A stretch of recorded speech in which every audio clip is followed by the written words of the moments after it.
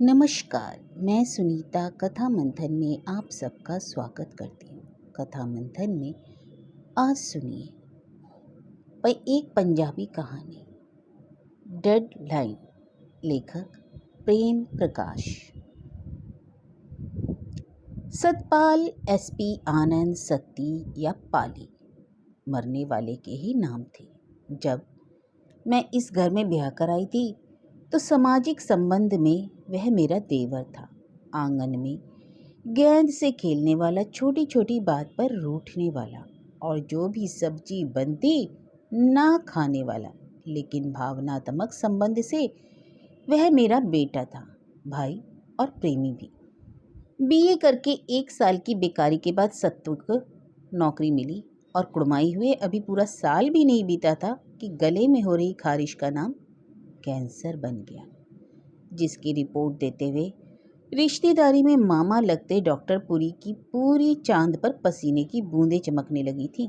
उन्होंने मेरे और आनंद साहब के कंधे पर हाथ रखकर कहा था, बेटा, महीने बाद यह अपना नहीं रहेगा, इलाज का कोई लाभ नहीं। यदि पैसे खर्चना ही चाहते हो तो कहीं धर्मार्थ में लगा दो। मात्र नाम के लिए दवा मैं देता रहूँगा, लेकिन डॉक्टर पुरी को क्या मालूम कि बिना कोई चारा किए जीना कितना मुश्किल होता है। शाम के समय मैंने 17,000 रुपये वाली साजे खाते की पासबुक उसके भाई के आगे रखकर कहा, यह पैसा हम किसके लिए बचाएंगे। सत्य की रिपोर्ट लाकर हम पिताजी के कमरे में दरवाजे के पास खड़े थे, कागज थामे। वह हमें इस तरह देख रहे थे मानो हम शॉपिंग करके लौट रहे हों और उनके लिए फल लाए हों। हम उनकी नज़र सहन नहीं कर सके और जल्दी अपने कमरे में चले गए। सत्य अभी दफ्तर से लौटा नहीं था। कैसे बताएंगे यह सवाल आनंद साहब ने मुझसे किया और फिर खुद ही आंखों पर हाथ रखकर रो दिए। मेरे भी आंसू निकल आए, लेकिन मैंने जल्दी ही आंखें पोंछकर पति को दिलासा दिया कि यह काम मैं करूंगी। मुझे लगा कि सास के बाद यह जिम्मेदारी मेरी ही है। मैं इस घर की माँ हूँ। सोचा, यदि मैं भी रो पड़ी तो फिर सत्ती को रोएगा, पिताजी रोएंगे, यह घर कैसे चलेगा। रात आनंद साहब सैर करने चले गए। पिताजी खा पी कर सो गए तो मैं सत्ती के साथ कैंसर की बातें करने लगी। हम रोगियों की पहेलियां सी पूछते रहे। आखिर हम उस जगह पहुंच गए जहां रोगी बाकी बचे जीवन को सुखी बनाने के लिए संघर्ष करते हैं, बिना दुख के ही मौत कबूल कर लेते हैं। फिर मैंने डॉक्टर पुरी का फैसला शंका बनाकर कह ही डाला। सुनकर वह डरा नहीं, लेकिन उसके चेहरे की मुस्कान लुप्त हो गई। बोला, मैं खुद डॉक्टर पुरी से पूछूंगा। मैंने रिपोर्ट उसके आगे रख दी। उस पर कैंसर तो नहीं लिखा हुआ था, डॉक्टर की भाषा में कुछ और ही था। उसने एक बार देखकर रिपोर्ट उसी तरह तय करके टिका दी। एक बार खांसा और उठकर अपने कमरे में चला गया। मैं खड़ी देखती रही। वह 2-3 मिनट अपनी मेज पर सामान इधर उधर करता रहा और फिर बाहर आकर रुक गया। सामने गेट के पास क्यारी में लगे फूलों की तरह देखता रहा। मुझे लगा कि लो यह मौत का चक्कर शुरू हो गया। और जब मैं इस घर में ब्याह कर आई थी तो वह गोद में खेलता बच्चा था।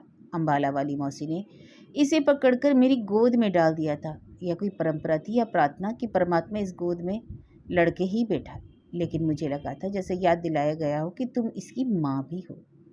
अपने घर में अपने छोटे भाई सुभाष को स्कूल भेजने के लिए मैं ही तैयार किया करती थी। यहाँ आकर सती को करने लगी। मेरी हमेशा कोशिश होती कि सती अकेला नहीं रहे। हम ताश, कैरम, अन्य खेल खेलते या फिर फिल्में देखने चले जाते। ताश वह अंगूठे और उंगली को थूक लगाकर बांटता था। रोटी खाता तो मेरी कटोरी में से ही बुर्की लगा देता। शर्त लगाता तो मेरे हाथ पर हाथ मारता। मैं डर जाती। एक दिन डॉक्टर पुरी के पास गई। वे बोले, कैंसर छूत का रोग नहीं, लेकिन परहेज में क्या हर्ज है। मैं ऊपर से हंस देती, अंदर से डरती। कभी कभी मेरा प्यार इतना जोर मारता कि मैं सब कुछ भूल जाती। एक दिन हम इंग्लिश मूवी देखकर आए। चौबारे की सीढ़ियाँ चढ़ते सत्ती ने फिल्मी स्टाइल में के सहारे के लिए अपना हाथ पेश कर दिया। मैंने भी फिल्मी अंदाज में सहारा देकर अंतिम स्टेप पर जाकर उसका माथा चूम लिया। वह अजीब सी नज़रों से मुझे देखने लगा। मैं बेपरवाह सी कुर्सी पर बैठकर अलमारी के शीशे में उसके चेहरे के बदलते रंग देखती रही। वह सुर्ख होकर पीला पड़ने लगा था। क्या बात है, उदास क्यों हो? मैंने उसके कंधे पर हाथ रखकर प्यार से पूछा तो वह मेरी गोदी में सिर देकर रो पड़ा। मैंने उसके सिर और पीठ पर हाथ फेरते हुए उसे दोनों बाहों में कस लिया। तुम तो मेरी जान हो प्यारी प्यारी। उसने विश्वास छोड़कर अंग्रेजी में कहा। मैं जिंदगी खो चुका हूँ। उसकी इतनी सी बात से मेरी जान निकल गई। मौत के बारे में यह पहली बात थी जो उसने कही थी, खुद अपने मुंह से। मैंने उसका माथा चूमते हुए अंग्रेजी में ही कहा, हमारा सर्वस्व तुम्हें अर्पित है। डर के कारण सत्ती की नींद उड़ गई। वह कितनी ही रात देर तक जागता रहा। यही बात हमारी नींद उड़ाने के लिए काफ़ी थी।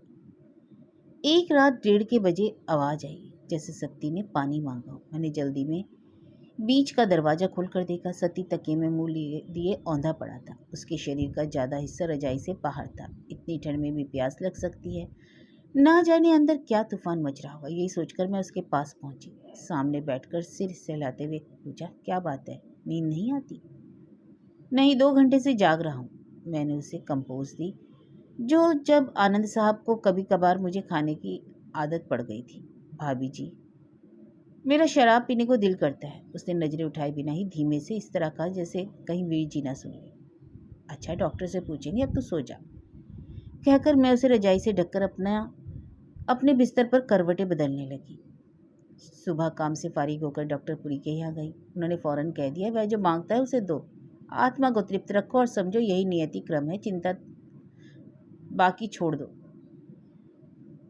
एक शाम सत्ती पीकर आया। लड़खड़ाते कदमों से अपने कमरे में जाता हुआ वह दहलीज पर गिर पड़ा। मैंने सहारा देकर उठाया। उसने मेरे गले में बांह डाल दी और बिस्तर पर गिरते ही वे मेरी चुन्नी खींचकर अपने मुंह पर लपेट ली। आधी चुन्नी मेरे कंधे पर थी और आधी उसके मुंह पर। वह रो रहा था, शायद मौत का डर। मौत से पहले आदमी अपनी असफल कामनाओं के बारे में क्या सोचता है, मैंने सोचा और डर गई। 1.5 घंटे बाद उसका वीर उसे देखने गया तो वह उल्टियां कर रहा था। उसमें खून के धब्बे थे, जो मैंने आनंद साहब की नज़र बचाकर जल्दी ही पहुंच दिए। अगले दिन इतवार था।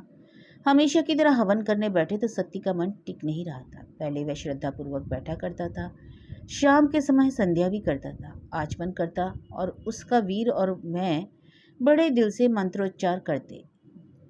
पिताजी पिलर के सहारे बैठे सिर्फ सुनते थे। सत्ती ने अनबने भाव से हवन कुंड में अग्नि प्रज्वलित की और हर मंत्र के बाद सुहा कहकर आहुति डालता डालता अचानक रुक गया। पीछे हटकर दीवार का सहारा लेकर बैठ गया और आंखें बंद कर ली। शाम को वह फिल्म देखकर आया। थोड़ी देर बैठकर दवा खाई और बाहर जाने लगा। मैंने रोक लिया। अलमारी में से अंग्रेजी शराब का क्वार्टर निकालकर मेज पर टिका दिया।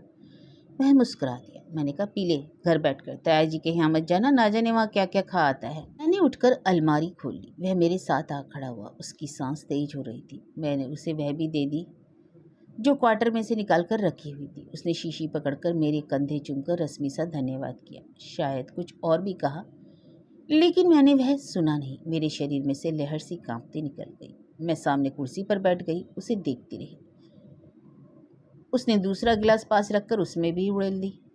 ना जाने उसे मेरे दिल की बात कैसे मालूम हुई। आदमी जो जो मौत के पास होता जाता है उसकी छठी ज्ञानेंद्रिय तेज होती जाती है। शायद मेरे ना करते भी उसने मुझे बाहों में कसकर दवा की तरह वह तीखी कड़वी चीज पिला ही दी।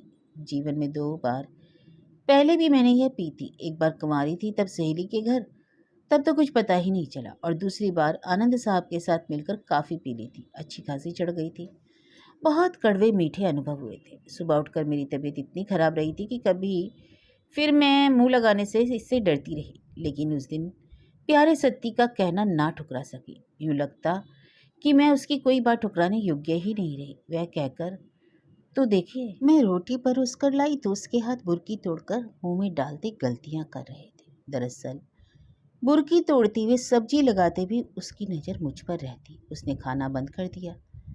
चीखती आवाज में भाभी जी कहकर मेज पर बाहों में मुंह टिकाकर बैठ गया। मैंने प्यार से कहा, सत्ती उठ, चल लेट, सो जा। उसने चेहरा ऊपर उठाया तो लाल सुर्ख हो रहा था, आंखें भी लाल थी। मैं समझ गई कि वह क्या चाहता है। मेरा दिमाग सुन्न होता जाता। मैं सोच रही थी कि हिंदू धर्म उस आत्मा के लिए क्या कहता है जो नारी प्रेम के लिए भटकती शरीर छोड़ जाए। मैं उसे सहारा देकर उसकी चारपाई तक ले गई। मुझे लगा मेरे पैर भी ठीक से नहीं टिक रहे थे। रजाई उस पर ठीक करके मैं हटने लगी तो उसने मेरी साड़ी पकड़ ली। बोला, भाभी जी, मुझे एक बार निर्मल से मिला दो। मेरे अंदर से हूक निकल गई। मैं कहाँ से लाऊं मेरे अजीज तेरे लिए निर्मल? वह तो एक बार तुझे देखने तक ना आई। विवश दिल पर बोझ लेकर मैं उसी चारपाई पर बैठ गई। उसे चूमा और प्यार से उसका सिर उठाकर अपनी गोद में ले लिया। उसने बेबसी से बाहें फैलाई और मुझे बाहों के में सख्त से पकड़ लिया, जैसे डरा बच्चा अपनी माँ से चिपट जाता है। एक बार तो मैं जड़ हो गई। फिर ना उसे एहसास रहा ना मुझे कि हम कौन थे। मैं उसकी भाभी थी, बहन थी, माँ थी या पत्नी। मेरे सामने उसका चमकता माथा, घनी भवों और पतले होठों वाला चेहरा था। यह चेहरा भी नहीं, केवल शरीर। अग्नि में तपे लाल लोहे सा ये केवल आत्मा थी, निश्चल, निर्विकार और ना जाने क्या क्या, जिस पर कोई आवरण नहीं था। आत्माएं नंगी थी, कपड़े तो शरीरों पर थे, बस हवन हो रहा था, आहुति पड़ रही थी। हर आहुति पर अग्नि प्रचंड होती थी, स्वाहा स्वाहा की ध्वनि हो रही थी। शांति पाठ हुआ तो वह थक के चूर सा सोने लगा। मैं उसके साथ लेटी उसके मासूम चेहरे की ओर देखती रही। मुझे तब याद आया, उसके नक्श उस लड़के से मिलते जुलते थे जिसे एक बार देखने के लिए मैं कितनी देर मुंडेर पर खड़ी रहती थी। मैंने उठकर उसे भवों के बीच चूमा और रजाई देकर अपनी चारपाई पर आ पड़ी। सोचती रही, हमने क्या किया है? क्या हम धर्म की राह से पथभ्रष्ट हो गए हैं, नरक के भागी बन गए हैं? मुझे लगा कि धर्म ग्रंथों में वह जो कुछ पढ़ा वह झूठ है। सच वही है जो परिस्थितियां हमें देती हैं, जिससे भ्रम हत्या भी पाप नहीं हो सकती। सुबह इतवार था। आनंद साहब 7 बजे ही आ गए। शायद वे हर इतवार के हवन करने के नियम को भंग नहीं करना चाहते थे। इसके साथ उनका कोई वहम जुड़ा होगा। मैंने सती को जगाया कि उठकर नहा ले। हवन कुंड के इर्द गिर्द आनंद साहब मेरे बाएं बैठे थे, सत्ती दाएं। सामने पिताजी बैठे थे। हवन कुंड के इर्द गिर्द चारों दिशाओं में पानी डालकर शरीर के सभी अंगों के लिए शक्ति की प्रार्थना करके मैंने अंजलि में पानी के कतरे ऊपर फेंकने के साथ साथ सत्ती पर भी फेंक दिए, ताकि मुझे लगा हम इतनी उम्मीदें बांधते हैं शारीरिक अंगों की शक्ति के लिए, 100 साल जीने के लिए। सत्ती के तो अब 30 दिन ही बाकी नहीं रहे। दूसरे कमरे में जाकर मैंने आनंद साहब से पूछा, कुरुक्षेत्र वाले वैद्य ने क्या बताया? बताना क्या था? बोला बीमारी पक चुकी है, दवा लेनी हो तो ले जाओ वरना ना सही। मैं 15 दिन के लिए ले आया। बरामदे में हवन कुंड में से ज्वाला प्रज्वलित हो रही थी। पिताजी पिलर के सहारे बैठे थे। उनकी नज़र कभी सत्ती की ओर उठती, कभी अग्नि की ओर, तो कभी आसमान की तरफ। मैंने गहरी सांस उभारी तो आनंद साहब ने पूछा, क्यों ना पीजीआई चंडीगढ़ ले चलें? एक नया इलाज होने लगा है, वहाँ रान पर लकीरें डालकर दवाई पेट में कर देते हैं, सप्ताह भर में उसका असर देखते हैं। कितने रुपए बचे हैं?